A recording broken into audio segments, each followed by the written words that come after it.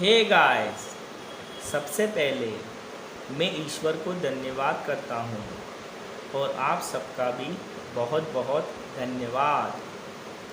तो गाइस, आज की वीडियो में मैं आपको स्पॉटिंग एरर्स के कुछ क्वेश्चन एक्सप्लेन करने जा रहा हूँ, जिनको कि एसएससी सीजीएल के प्रीवियस ईयर्स एग्ज़ाम में पूछा गया है। तो गाइस, आज मैं आपको स्पॉटिंग एरर्स के कुछ ऐसे क्वेश्चन एक्सप्लेन करने जा रहा हूँ जिन्हें एसएससी सीजीएल के प्रीवियस ईयर्स के एग्ज़ाम में पूछा गया है। तो जो भी छात्र एसएससी सीजीएल की तैयारी कर रहे हैं, उनके लिए यह वीडियो बहुत ही बेनिफिशियल होने जा रही है और उन्हें यह वीडियो ज़रूर देखनी चाहिए। तो मैं वीडियो को स्टार्ट करता हूँ। देखिए गाइस, क्या पूछा जा रहा है। Read the following sentences to find whether there is any error in any part। तो इसका मीन्स क्या होता है गाइस, नीचे कुछ वाक्य दिए गए हैं और हमें क्या ढूंढना है, हमें क्या फाइंड करना है कि उस वाक्य में कौन सी गलती है। नीचे आपको कुछ वाक्य दिए जाएंगे और वाक्य के किस हिस्से में क्या गलती है, ये हमें ढूंढना है। देखो मैं बताता हूँ, यहाँ पे एक सेंटेंस है। देखो ये एक सेंटेंस लिखा है, तो फर्स्ट सेंटेंस को मैं आपको एक्सप्लेन करके बताता हूँ। व्हेन यू विल फाइंड, तो ये वाला हिस्सा ए पार्ट है। एक सेंटेंस को 4 हिस्सों में डिवाइड किया गया है।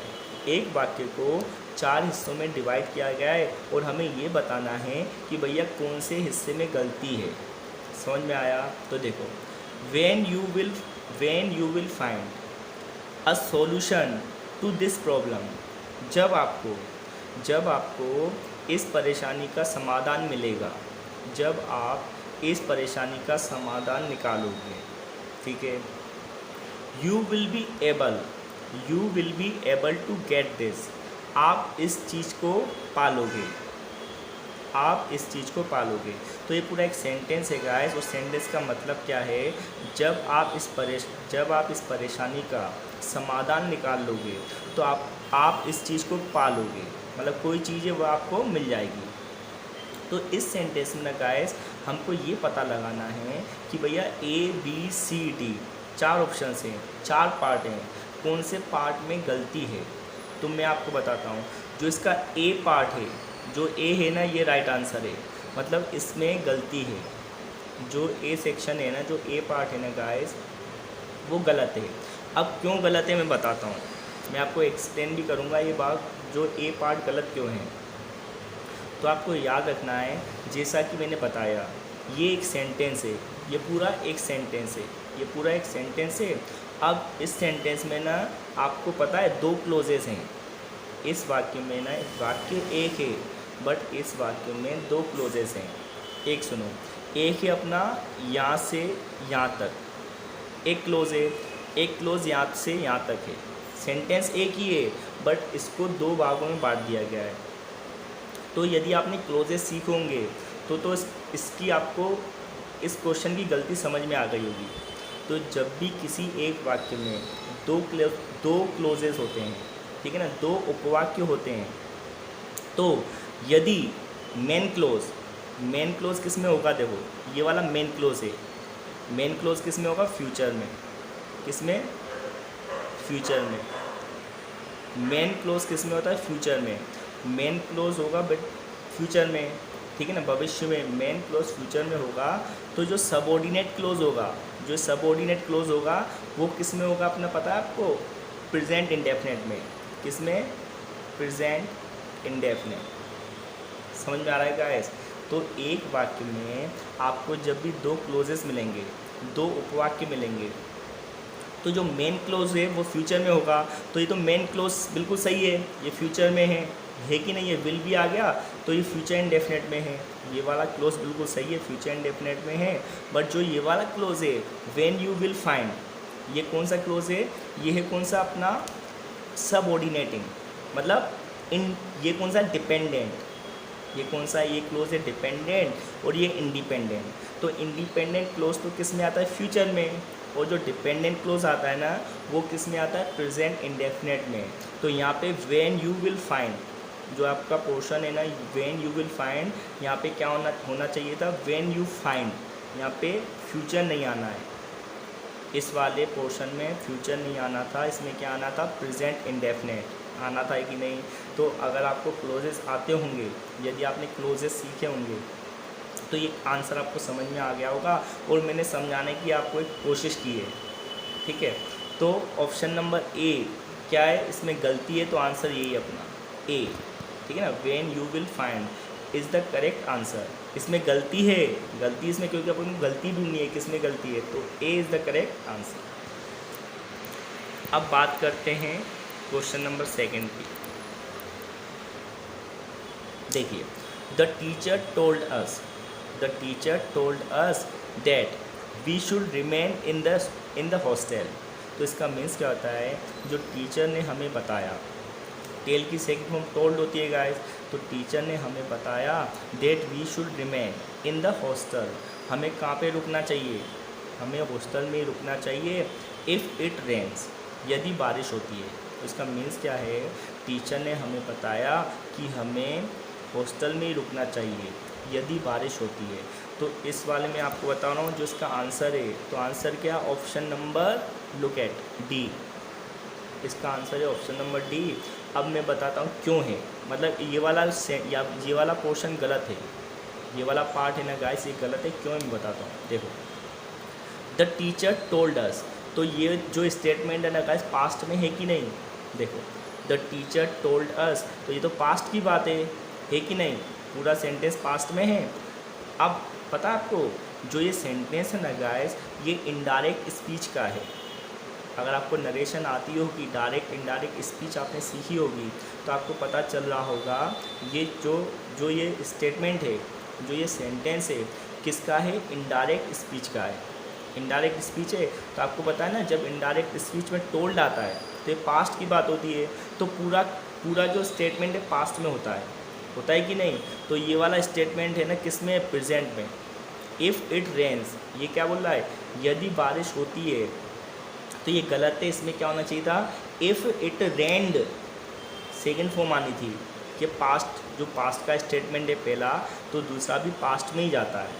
समझ में आ रहा है, क्योंकि ये वाला स्टेटमेंट जो है ना डायरेक्ट स्पीच में किस में था, प्रेजेंट में, तो इनडायरेक्ट में किस में बन जाता है, पास्ट में बन जाता है कि नहीं। अगर आपको नरेशन आती होगी अच्छे से तो आपको समझ में आ गया होगा कि भैया ये इनडायरेक्ट स्पीच का एक सेंटेंस है, तो इनडायरेक्ट स्पीच में जब पास्ट में चीज़ें लगाते हैं तो पूरा स्टेटमेंट पास्ट में ही जाता है। तो यहाँ पे जो डी ऑप्शन है प्रेजेंट दिया है जो कि गलत है, ठीक है ना, डी पोर्शन क्या गलत है। इफ़ इट रेन्स की जगह क्या होना है, if it rained, second form आनी थी। समझ में आ रहा है गाइस, होप आपने तैयारी तो कर ही रहे होगे। ये प्रैक्टिस सेट चल रहे हैं, क्या चल रहे हैं गाइस, प्रैक्टिस सेट, और मैंने डिटेल वीडियो भी बना के रखी हैं। यदि आपके बेसिक क्लियर नहीं है ना तो बेसिक की वीडियोस मैंने अपलोड करके रखी हैं अपनी चैनल पे, आप उनको देख सकते हो, ठीक है। अब क्वेश्चन नंबर थर्ड को एनालाइज करते हैं। I could not recall what he has advise me. तो देखो इसका मीन्स क्या होता है, मैं याद नहीं कर सका जो उसने मुझे एडवाइस दी थी, इन दिस मैटर, मतलब इस मैटर में। तो इस स्टेटमेंट, इस सेंटेंस का मीन्स ये गाइस, भैया मैं याद नहीं कर सका क्या, जो उसने मुझे एडवाइस दी थी। फिर से स्टेटमेंट किसका है पता है गाइस, इनडायरेक्ट स्पीच। अभी जस्ट मैंने ऊपर वाला सेंटेंस एक्सप्लेन किया था, उसी तरह का सेंटेंस है। अब कैसे सुनो, देखो आई कुड नॉट रिकॉल, तो ये कुड कब यूज करते हैं, पास्ट। कुड जो होता है ना गाइस, ये कुड किसका पास्ट होता है, कैन का पास्ट कुड होता है कि नहीं, तो ये पास्ट में है। तो दूसरा स्टेटमेंट किस में आ गया, प्रेजेंट में, जो कि गलत है। इनडायरेक्ट स्पीच में जब किसी हम डायरेक्ट स्पीच को इनडायरेक्ट स्पीच में बनाते हैं। तो आपको याद होगा हम क्या करते हैं, जो कैन को कुड में बदलते हैं तो कुड आ गया क्या नहीं, और प्रेजेंट को पास्ट में बदलते हैं। तो देखो जो हैज़ है ना, हैज़ तो प्रेजेंट ही है, तो हैज़ की जगह यहाँ पे क्या आना चाहिए था, हैड। क्या आना था गाइस, हेड आना था कि नहीं। तो option number B is the correct answer. इसमें ए बी सी तीन दिए हैं, ठीक है ना। तो देखो I could not recall what she had advised me in this matter. तो मुझे याद नहीं आ सका जो उसने मुझे एडवाइस दिया था, उसने एडवाइस दिया था इस मैटर में। आई होप आपको समझ में आ रहा होगा। मैं कोशिश कर रहा हूँ आपको बिल्कुल अच्छे से समझाने की, फिर भी आपको लगे कि आपको समझ में नहीं आ रहा है तो प्लीज़ कमेंट बॉक्स में लिख के भेज देना। मैं और ट्राई करूँगा बेटरमेंट की, ठीक है। तो क्वेश्चन नंबर 4 को एनालाइज करते हैं। देखिए बाय दिस टाइम टुमारो, तो इसका मीन्स क्या होता है, इस समय तक, कल इस समय तक। She has had reached there positively. देखो इसका मीन्स क्या होता है, बाय दिस टाइम टुमारो मतलब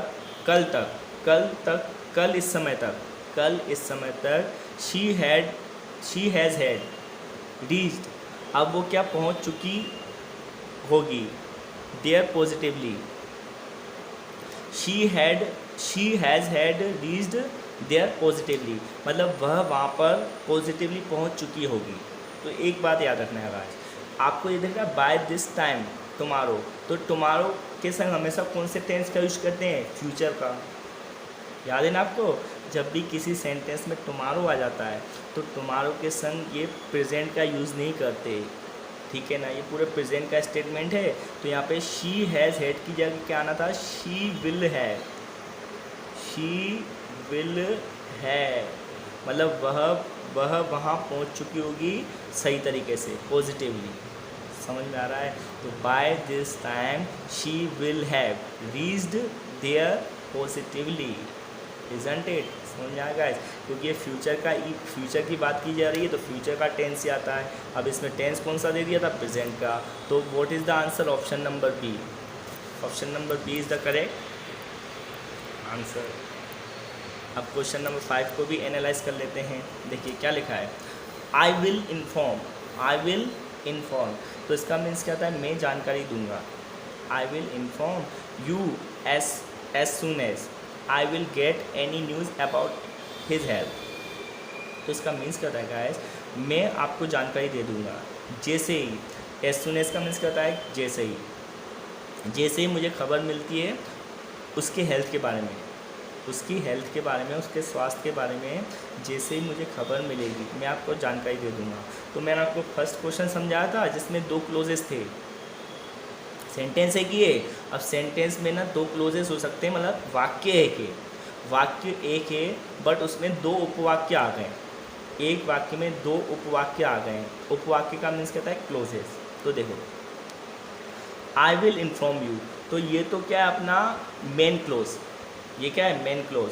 मैंने जैसे आपको पहले ऊपर वेन दिखाया था, वेन एक क्वेश्चन बताया था मैंने, when you will find solution of this problem, पहला क्वेश्चन था उसमें वेन आया था वेन।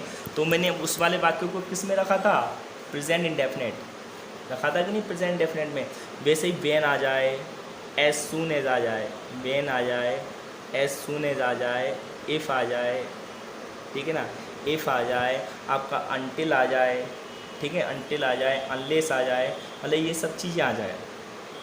तो इन वाले जो ये शब्द आएंगे ना गाइस, ये शब्द आपको किसी सेंटेंस में दिख जाए, ठीक है ना। ये सब क्या बनाते हैं, कोऑर्डिनेटिंग कंजक्शन, सॉरी क्या बताते हैं, सबऑर्डिनेटिंग कंजक्शन। क्या बनाते हैं, सबऑर्डिनेटिंग कंजक्शन। तो इनके संग ना हमेशा क्या रखते हैं, प्लस में P I means present indefinite क्या रखते हैं, ये सब शब्द आपको दिख जाएं किसी वाक्य में। और कैसे इनका यूज कैसे होगा, एक कंजक्शन की तरह। और कौन सी कंजक्शन, कोऑर्डिनेटिंग, ठीक है ना, जिसको बोलते हैं डिपेंडेंट। आपने सुना होगा डिपेंडेंट या कोऑर्डिनेटिंग कंजक्शन। तो इनके संग हमको क्या रखना है, प्रेजेंट इंडेफिनिट रखना है। तो देखो ये अपन को एज सून एज दिख गया। अब एज सुन इसके बाद जो सेंटेंस किस में होना चाहिए, प्रेजेंट डेफिनेट में होना चाहिए कि नहीं, जबकि फ्यूचर में है। किसमें, फ्यूचर में। तो सी पोर्शन गलत है, तो option number C is the correct answer. Option number C is the correct answer. क्या होना चाहिए यहाँ पे, I will inform you as soon as I get any news about his health, isn't it. ठीक है गाइस, तो मैं आपको एक्सटेंड करने की भी कोशिश कर रहा हूँ। यदि आपने नहीं सीखे, अगर आपको क्लोजेस नहीं आते हैं तो मैं आपको बताते भी जा रहा हूँ कि भैया क्लोजेस होते हैं। जैसे आपने सुने होंगे ना, डिपेंडेंट क्लोज और इंडिपेंडेंट क्लोज, या कोऑर्डिनेटिंग क्लोज या सबऑर्डिनेटिंग क्लोज। तो इसको आप ज़रूर देख लेना, इनके क्वेश्चन एसएससी सीजीएल में ज़रूर पूछे जाते हैं। क्लोजेस के क्वेश्चन कंपलसरी पूछे जाते हैं एसएससी सीजीएल में। अब बात करते हैं क्वेश्चन नंबर 6 की। अ रीसेंट सर्वे इंडिकेट्स, तो इसका मीन्स क्या होता है, जो हाल ही में एक सर्वे हुआ है, वह बताता है, इंडिकेट्स मीन्स बताता है, दैट कि the number of drug addicts grew day by day. मतलब रिसेंटली जो एक सर्वे हुआ है वह ये बताता है जो ड्रग्स करने वाले हैं, जो ड्रग्स एडिक्ट्स हैं, जिनको ड्रग्स की आदत है, वो दिनों दिन बढ़ते जा रहे हैं। एक सर्वे में ये बताया जाता है कि भैया जो ड्रग्स एडिक्ट्स हैं, जो ड्रग्स की जिनको आदत है, जो नशा करते हैं, उनकी संख्या दिनों दिन बढ़ती जा रही है। मैं क्या बोल रहा हूँ, बढ़ती जा रही। अब ये तो नहीं है, देखो बढ़ती गई नहीं होगा, क्योंकि प्रेजेंट का स्टेटमेंट है कि नहीं, इंडिकेट्स मतलब बताता है। तो ये भी क्लोज किस में होना चाहिए, प्रेजेंट में होना चाहिए कि नहीं। जबकि एक ग्रू क्या होता है, पास्ट होता है। ग्रू क्या होता है, ग्रो की सेकंड फॉर्म होती है ग्रू। तो इस वाले पोर्शन में, डी वाले पोर्शन में गलती है।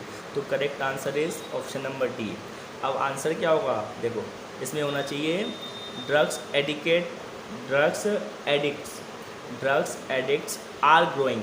यहाँ पे क्या होना चाहिए था, ग्रू नहीं, are growing day by day. क्योंकि डे बाई डे किस में जाता है, प्रेजेंट कंटिन्यूस में। आपको डे बाई डे जो एडवर्ब मिल जाए ना, जो एडवर्ब ऑफ टाइम होती है, इस पर संख्या लगाते हैं प्रेजेंट कंटिन्यूस, इजंट इट। तो option number D is the correct answer. तो सीजीएल में ना इस बार आपको जितने भी तीनों टायर में, जो सीजीएल एसएससी सीजीएल का एग्ज़ाम होगा ना, आपके तीनों टायर में इंग्लिश आएगी। और इंग्लिश का वेटेज है वो भी क्या हो चुका है, इंक्रीज़ हो चुका है। ठीक है ना, तो आपको अच्छे से इंग्लिश आनी चाहिए यदि आप एसएससी सीजीएल की तैयारी कर रहे हैं। अब क्वेश्चन नंबर 7 को एनालाइज करते हैं। Before the police had arrived the thieves had run away. तो इसका मीन्स क्या होता है गाइस, पुलिस के आने से पहले, पुलिस के पहुंचने से पहले जो चोर थे वो क्या भाग चुके थे। पुलिस के आने से पहले चोर भाग चुके थे। तो मैं आपको ये बता दूं, इसमें आपको याद रखना है, जब भी एक सेंटेंस में दो एक्शन होते हैं, किसी एक वाक्य में दो एक्शन होंगे, सुनना समझना, आपको एक बार में क्लियर हो जाएगी। जब भी बिफोर आ जाए, आपको बिफोर दिख जाए, अब बिफोर के संग आपको सेंटेंस में दो कार्य दिखेंगे, मतलब दो काम दिखेंगे। ठीक है, दो काम देखो, इसमें क्या है, देखो पहला कार्य क्या है, देखो मैं लिख के बताता हूँ। ठीक है, पहला वाक्य यहाँ से एक नंबर क्या है, बिफोर से चालू, before the police had arrived, ये बन गया पहला वाक्य। अब दूसरा मतलब पहला एक्शन है, वाक्य नहीं एक्शन है ये, और दूसरा बन गया the thieves had run away. तो यहाँ पे दो स्टेटमेंट है, एक ही सेंटेंस में दो क्लोज हैं फिर से। तो आपको याद रखना है, जब किसी एक सेंटेंस में दो कार्य होते हैं, जब भी किसी एक वाक्य में दो काम होंगे, तो जो पहला कार्य हुआ है, जो पहले कार्य हुआ है ना, जो पहला कार्य हुआ है वो किस में जाएगा, पास्ट परफेक्ट। किस में जाएगा, पास्ट परफेक्ट। किसी सेंटेंस में दो काम होंगे तो जो पहला काम हुआ है उसको रखेंगे पास्ट परफेक्ट में, और दूसरे को रखेंगे पास्ट इंडेफिनिट। पास्ट इंडेफिनिट आपको याद रखना है। किसी सेंटेंस में आपको बिफोर दिख जाए और दो काम हो उस वाक्य में, तो आपको पहला जो काम हुआ है उसको रखना है पास्ट परफेक्ट में, और जो दूसरा काम हुआ है उसको रखना है पास्ट इंडेफिनिट में।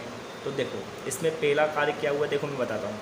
Before the police had arrived, police के पहुंचने से पहले the thieves had run away, जो चोर थे वो भाग चुके थे। तो पहले चोर भाग चुके थे ना, मतलब पहले चोर भाग चुके थे, चोर पहले भाग चुके थे, उसके बाद पुलिस आई ना, तो पहला कार्य क्या हुआ, चोरों के भागने का। तो ये किस में जाएगा, पास्ट परफेक्ट में, इसमें जाएगा कि नहीं। तो ये तो बिल्कुल सही है, the thieves had run away, यहाँ तक तो सही है। और ये वाला जो कार्य है ना, before the police had arrived, police बाद में आई ना, मतलब पुलिस के आने से पहले चोर जा चुके थे, तो चोरों के जाने का काम पहले हो गया और पुलिस के आने का काम बाद में हुआ। तो यहाँ पे द पुलिस हैड नहीं आएगा, क्योंकि ये किस में जाएगा, पास्ट इंडेफिनिट में, तो केवल अराइव्ड आना। यहाँ पे क्या आना था गाइस, केवल अराइव्ड आना था, हेड गलत दिया है, क्योंकि दोनों स्टेटमेंट ना किस में पहुँच गई है, पास्ट परफेक्ट में। समझना, जो बाद वाला कार्य जबकि कब आता है, पास्ट इंडेफिनिट। आई होप आपको समझ में आया होगा।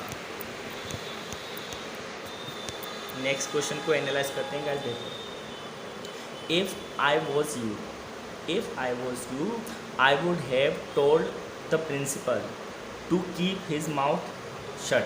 तो इसका मीन्स बता दूं, यदि मैं आपकी जगह पे होता, I would have told the principal, मैंने किसको बताया होता, मैंने प्रिंसिपल को बता दिया होता। क्या बताया होता, मतलब जानकारी दे दी, क्यों, मैंने प्रिंसिपल को बता दिया होता to keep his mouth shut, कि उसके मुंह को बंद कर दें। यदि मैं आपकी जगह होता तो मैं प्रिंसिपल को बता चुका होता कि भैया उसके मुंह को बंद कर दो। ठीक है, मतलब कोई व्यक्ति होगा, किसी को चुप कराना होगा, तो चुप कराने को क्या बोलते हैं, माउथ शट बोलते हैं कि नहीं, बोलते हैं शट योर माउथ। तो देखो, अब इसमें आपको याद रखना है, देखो जब भी हम किसी चीज़ की कल्पना करते हैं, जब भी आप याद रखना, जब किसी चीज़ की हम इसमें देखो जो ये सेंटेंस है ना गाइस, इसमें क्या की जा रही है, इमेजिनेशन।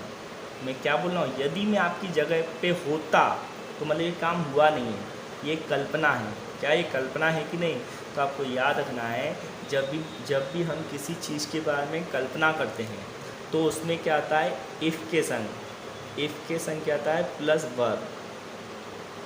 इफ़ के संग हमेशा क्या आएगा गाइस, वर आएगा, ना कि वॉज। सभी काल्पनिक वाक्यों में इफ़ के संग आपको वर लगाना है। क्या लगाना है, वर। तो यहाँ पे तो भैया वॉज है, इफ़ आई वॉज है कि नहीं, तो यहाँ पे क्या होना था, इफ़ आई वर यू।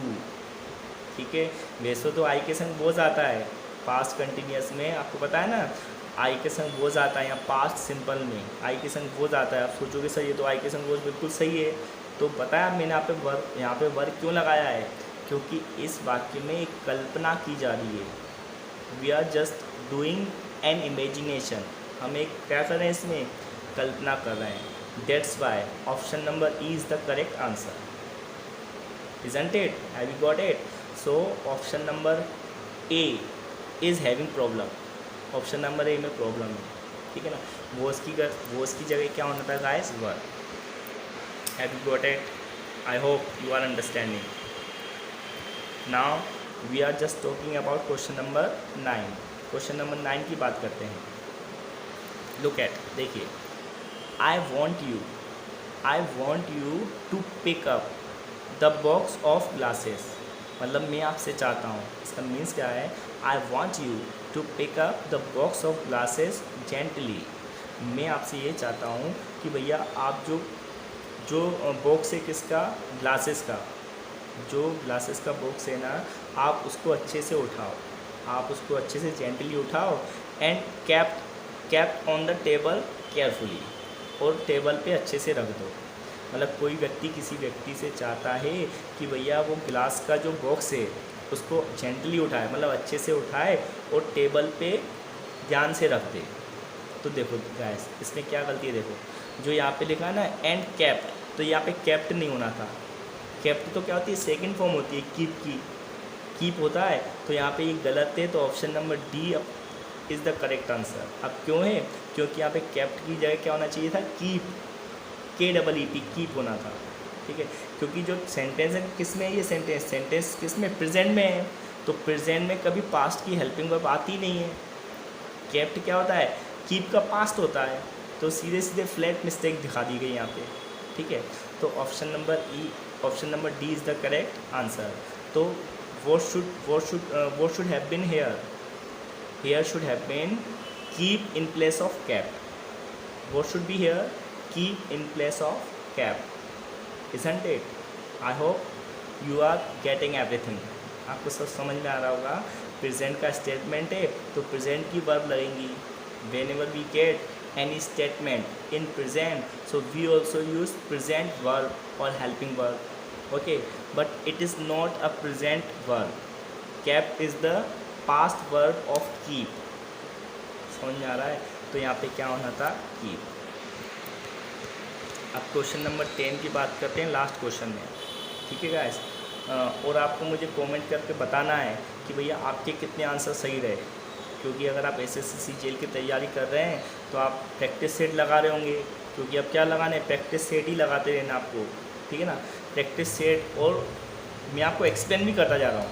यदि आपने मेरे सभी प्रैक्टिस सेट भी देख लिए तो भी आप अच्छे से एग्ज़ाम करके आ जाओगे, ये मेरी गारंटी है. क्योंकि प्रैक्टिस सेट के थ्रू मैं आपको एक्सप्लेन भी कर रहा हूँ, सब चीज़ें कर रहा हूँ कि नहीं, मतलब ग्रामर का पूरा पोर्शन एक्सप्लेन करते जा रहा हूँ समझाने के दौरान. ठीक है, तो आप तो सब प्रैक्टिस सेट देख लो और पैनिक मत लेना. एग्ज़ाम से पहले आपको पैनिक नहीं लेना है, प्रैक्टिस सेट देखना, उन्हें समझना है. ठीक है, मैंने अब ये सेकंड प्रैक्टिस सेट में अपलोड कर रहा हूँ. इससे पहले मैंने एक अपलोड कर दिया है और ये मैं दूसरा second set practice set upload कर रहा हूँ, और भी मैं सेट अपलोड करूँगा. बस आपको कमेंट करके बताना आपको वीडियो कैसी लग रही है. ठीक है. The victim tried to tell us. अब विक्टिम का मीन्स कहता है गाइस पीड़ित. जो विक्टिम था, जो पीड़ित था, ट्राइड टू टेल अस, हमें बताने की कोशिश की. पीड़ित ने हमें बताने की कोशिश की व्हाट हैज़ हैपेंड, जो हुआ था. विक्टिम ने हमें बताने की कोशिश की जो हुआ था. But his words were not Audible.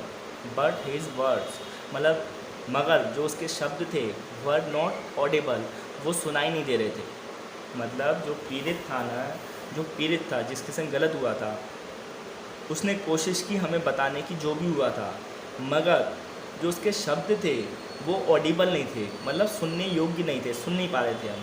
तो देखो गाइस, देखो जो फर्स्ट स्टेटमेंट है किसमें, पास्ट में है कि नहीं. देखो द विक्टिम ट्राइड, तो जो ये स्टेटमेंट है ना, सेंटेंस है पास्ट में है, तो पास्ट के संग फिर से प्रेजेंट का कॉम्बिनेशन आ गया.